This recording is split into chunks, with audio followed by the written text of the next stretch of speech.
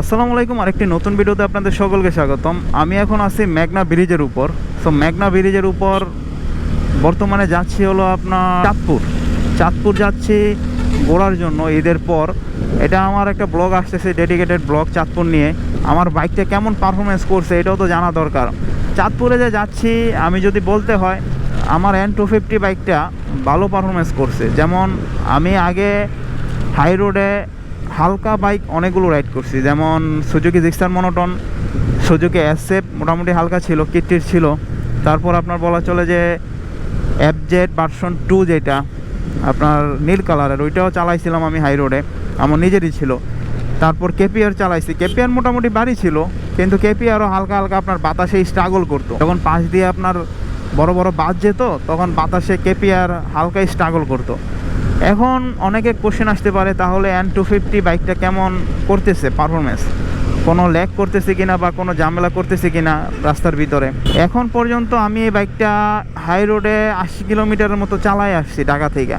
80 কিলোমিটারে আমারে কখনো বুঝতে দেয় নাই যে আমি একটা বাইক চালাচ্ছি, বা আমার এই বাইকটা যে আপনার বাতাসে দোলে বা বাতাসে কোনো সমস্যা করে, এমন কোনো সিচুয়েশন আসলে বুঝতে দেয় নাই। আর হাই রোডের ভিতরে এই দাবাগুলো বা এই জিনিসগুলো আসলে বিপজ্জনক, কারণ হাই রোড থেকে এগুলো আসলে দূরে রাখা উচিত সব সময়, আমি যেটা মনে করি। কারণ হাই রোডে আপনার এই জিনিসগুলো অনেক রিস্ক হয়ে যায় না। দেখা যাচ্ছে একটা গাড়ি আপনার অনেক স্পিড আসতেছে, এই ডাকাডাকি কইরা একটা গাড়িরে থামাইলে পিছনের গাড়িটাও তো ব্রেক করতে হয়, কারণ ইনস্ট্যান্ট ব্রেকের সিদ্ধান্ত নিতে হয়। এটা সাডেন টাইমের জন্য আমাদের দেশে হচ্ছে। এখন আসেন আমার N250 হাই রোডের এক্সপিরিয়েন্স। N250 হাই রোডে একটা আছে না আপনার হালকা বাইকে যে সমস্যাটা হয়, হালকা কাঁপাকাঁপি, হালকা আপনার মানে হালকা থ্রোটলের সমস্যা। দেখা যাচ্ছে হাই রোডে থ্রোটল মিস করবেই। কিন্তু আমি জাপানি বাইক এতগুলো চালাইছি বা জাপানি অরিজিনাল বাইক এতগুলো ইউজ করার তৌফিক হয়েছে, কিন্তু সবগুলোতেই মোটামুটি এরকম সমস্যা পাইছি। কিন্তু N250-তে এরকম সমস্যা আমার এখন পর্যন্ত ভুগতে হয় নাই, বা N250-তে এরকম সমস্যা আমার এখন পর্যন্ত দেখতে হয় নাই। বিকজ N250 বাইকটা একটু ভারী, আর এটা থ্রোটল এখন পর্যন্ত আমার মিস হয় নাই। এখন অনেকে বলতে পারেন ভাই নতুন বাইক তো। ভাই আমি এ পর্যন্ত যতগুলো বাইক চালাইছি, কোনো বাইকে ভাই পুরান একবারে জোরে বাইক নিয়ে হাই রোডে চলাচল করতে আসি নাই। আমার ভিডিও যারা দেখেন তারা বোঝেন, আমার একটা বাইক আসলে বেশি দিন চালানোর অভ্যাস থাকে না। আমি সর্বোচ্চ 5 থেকে 7,000 কিলোমিটার একটা বাইক চালায় তারপরে চেষ্টা করি টাকা পয়সা থাকলে সেল করে দিতে, আর নাইলে আমার মনোটনের মতো 17,000 কিলোমিটার কোনোটা চালানো হয়। এটা আপনারা যারা বলবেন যে ভাই নতুন বাইক তো এই কারণে থ্রোটল মিস্টেক হচ্ছে না, এখন দেখেন আমি যখন সুজুকির বাইকগুলো চালাতাম, সুজুকির বাইকে একটা কমন প্রবলেম হলো থ্রোটল মিস্টেক হতো। মানে থ্রোটল অল্পতে ছেড়ে দিত, আর থ্রোটল যদি ছেড়ে দেয় পাওয়ার ল্যাগ করে কিন্তু। আর সুজুকিতে এই সমস্যাগুলো কেন হতো, সুজুকির বাইকগুলোতে কোনো কুলিং সিস্টেম ছিল না। এই বাইকে কোনো কুলিং সিস্টেম নাই, কিন্তু এই বাইকটাতে আমার মনে হয় যে ঠান্ডা একটা বিষয় আছে, বা ঠান্ডা হয়ে যায় ইঞ্জিনটা আর কি, রিফাইন হয়ে যায়। এই কারণে বাইকটাতে কোনো প্রবলেম আমি এখন পর্যন্ত পাচ্ছি না রাস্তার ভিতর দিয়ে, বা কোনো সমস্যা এখন পর্যন্ত আমি ভুগতেছি না যে পাওয়ার ল্যাগ করার বা পাওয়ার মিস করার। পাওয়ার আমাকে যেমন ঢাকা থেকে দিচ্ছে, এখানে এসে আমি সেম পাওয়ারই পাচ্ছি। আরও একটা বড় সুবিধা, আমার বড় অ্যাডভান্টেজ কী হয়েছে, আমি যখন এই ট্যুরটা দিব তখন এই ট্যুরের আগে আমি অবশ্য আপনারা অনেকে জানেন যে আমি মতুলের ফুল সিনথেটিক 7100 যে ইঞ্জিন অয়েলটা, ওইটা অরিজিনালটা অনেক কষ্ট করে খুঁজা বাইর করে কিনা আসলে তারপর বললাম বইরা মোটামুটি এক্সপিরিয়েন্স আলহামদুলিল্লাহ। আর ওই যে মস্কো শুটার যেটা লিকোমলির, ওইটা আমি মতুলের সাথে ইউজ করার পরে এখন আমার কাছে এমন মনে হচ্ছে যে আমি একটা প্রিমিয়াম বাইক ইউজ করতেছি। মানে ইঞ্জিনটা অনেক রিফাইন হয়ে গেছে, এর গাড়িটা জাস্ট বাম থেকে ডাইনে গেছে, অনেক স্পিড অনেক স্লো ছিল। এটা আসলে আমাদের বাংলাদেশ বলে সম্ভব হচ্ছে।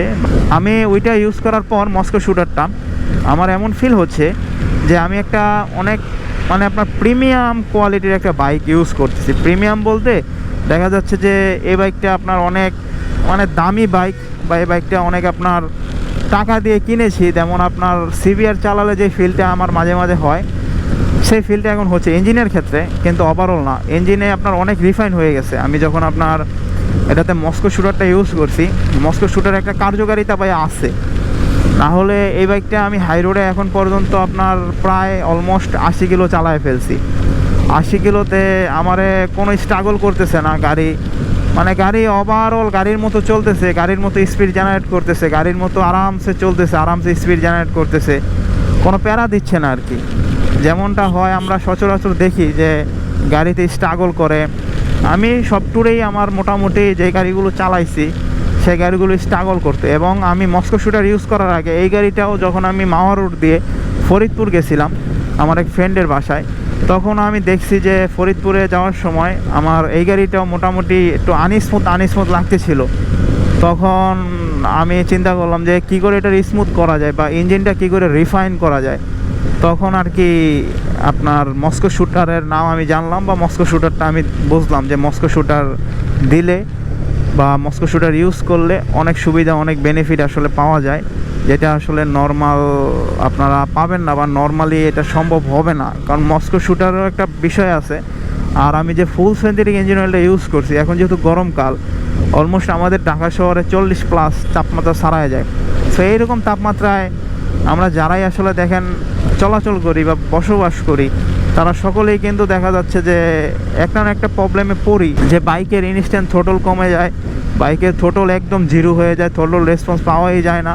সেই সমস্যাগুলো পরিত্রাণের জন্য আমার মনে হয় যে আমি যেটা ইউজ করছি মস্কো শুটার, এটা অনেক কার্যকরী আর কি আমাদের জন্য, বা আমরা যারা এরকম প্রবলেমে ভুগে থাকি তাদের জন্য।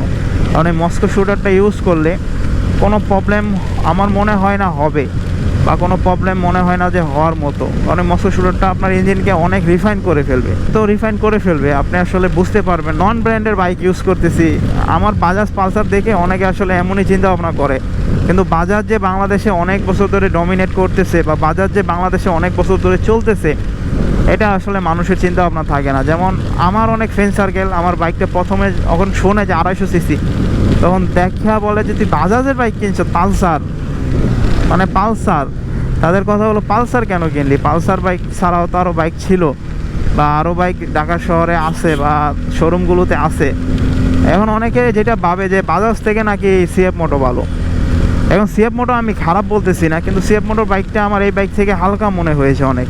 আমি যখন ওইটা মানে সিএফ মোটো শোরুমে গেছিলাম তখন তো দেখছি, চালাই নাই, দেখছি আর কি সিএফ মোটো যে 250 সিসি আছে এনকে, সো এনকে 250 সিসিটা এটা থেকে অনেক হালকা মনে হয়েছে। আর এটা থেকে বাড়ি বাইকে একটু সুবিধাও আছে। দেখবেন হাই রোডের ক্ষেত্রে সকলে বাড়ি বাইক প্রেফার করে, আর দেখবেন আপনার এলাকার ভিতর চালাইলে অনেকে আসলে একটু পাতলা বাইক হলেও চলে, কিন্তু আপনি হাই রোডে যত বাড়ি বাইক ইউজ করবেন বা একটু পাওয়ারফুল মেশিন ইউজ করবেন, এগুলোর ওজন একটু বেশি থাকে, ওইগুলোতে দেখবেন আপনার ম্যাক্সিমাম টর্ক, ম্যাক্সিমাম ওয়েটের কারণে আপনার বাইকটা বাতাসে দুলবে না। অনেক বাইক দেখবেন বাতাসে হেলে দুলে। যেমন আমি এখন আচ্ছেরা কথা বলতেছি, আমার সুজুকি এসএফ আমি আচ্ছেরা কথা বলতে পারি নাই, মনোটনও আচ্ছেরা কথা বলতে পারি নাই, কারণ ওইগুলো অনেক মানে হালকা বাইক ছিল। আর ওয়েটগুলো অত একটা ডিস্ট্রিবিউশন ভালো ছিল, কিন্তু মানে অনেক ওয়েটলেস ছিল। আমার কাছে মনে হতো বাইকটা বাতাসে দোলে বা বাতাসটা বাইকটা কেটে বের হতে পারে না। এখন অনেকে বলতে পারেন এসএফটা তো কিডোলা বাইক ছিল, ভাই কিড আর কিডোলার সাথে কোনো তফাৎ নাই। আমার কাছে মনে হয় দুইটা বাইকে আসলে সেমই। এখন কারণ হলো আপনার দুইটা বাইকে আপনার হালকা পরিমাণের বাইকগুলোতে এই সমস্যাগুলো হয়, যে বাতাসে হালকা বাড়ি টাড়ি দেয় বা বাতাসের হালকা আপনার বাইরানোর একটা সমস্যা আছে, যেটা আসলে আপনার একটু বাড়ি বাইক যখন ইউজ করবেন তখন আসলে পড়বেন না বা তখন আসলে দেখবেন না। এখন এই হাইওয়ে রোডটাতে আমি যখন আপনার মনে হয় বান্দরবনে গেছিলাম তখন উঠছিলাম, আর আজকে উঠলাম, অনেক দিন পরে ওঠা হলো। বান্দরবন থেকে লাস্ট আপনার কক্সবাজার যখন গেছি তখন আমি দোনোবার গেছি, এরপর ট্রেনে গেছি, আর ডাইরেক্ট ফ্লাইটে চলে আসি দুইবারই। কারণ একবার গেছি বড় ভাইদের সাথে, যাওয়ার পর ওনাদের মানে দেখা যাচ্ছে ঢাকা চলে আসতে হবে, পরে সবাই ইমার্জেন্সিতে ঢাকা চলে আসলাম। আরেকবার গেছি দেখা যাচ্ছে যে আমার নিজের কারণে, আমার অফিসের কারণে ঢাকা চলে আসতে হবে, এই কারণে চলে আসলাম। সো ওভারঅল যদি আমি বলা চলে, N250 বাইকটা এখন পর্যন্ত আমার কাছে খারাপ মনে হয় নাই। আমার কাছে মনে হচ্ছে পয়সা উসুল একটা বাইক। এখন যদি এই বাইকটাতে আপনার কোনো জং সমস্যা না পড়ে, এখন এই বাইকটাতে যদি জং সমস্যা পড়ে আমার মনে হয় যে আপনার রয়্যাল এনফিল্ডও জং সমস্যা পড়বে। কারণ রয়্যাল এনফিল্ডও কিন্তু আপনার ট্যাঙ্কি ইউজ করছে, যে ট্যাঙ্কিতে আপনার মেটাল ইউজ করা। এখন মেটালের ট্যাঙ্কিগুলো বাংলাদেশের আমরা ঠিকমতো প্রপারভাবে ইউজ করতে জানি না, তো আমরা অনেকে দেখা যাচ্ছে 1 লিটার করে তেল নিয়ে বাইক চালাই। এই কারণে বলা চলে আমাদের এই সমস্যাটা হয়। আর আমরা এখন আছি গোমতী সেতুর উপরে, তো গোমতী সেতু দিয়েই আমাদের চাঁদপুর যেতে হবে। তো আমরা এখন চাঁদপুরের দিকে যাচ্ছি গোমতী সেতু দিয়ে। আর N250 যে আপনার হাইওয়ে এক্সপিরিয়েন্সটা, ওইটা আপনাদেরকে এখানেই আমি শেষ করি, কারণ আমার চাঁদপুরে যে ব্লগটা ওইটা আবার কন্টিনিউ করতে হবে, কারণ অনেকটুকু আমি N250 বাইকের মানে গীত গাইছি। এখন আমি আবার আমার যে চাঁদপুরের ব্লগ ওইটাতে আমি শিফট করি।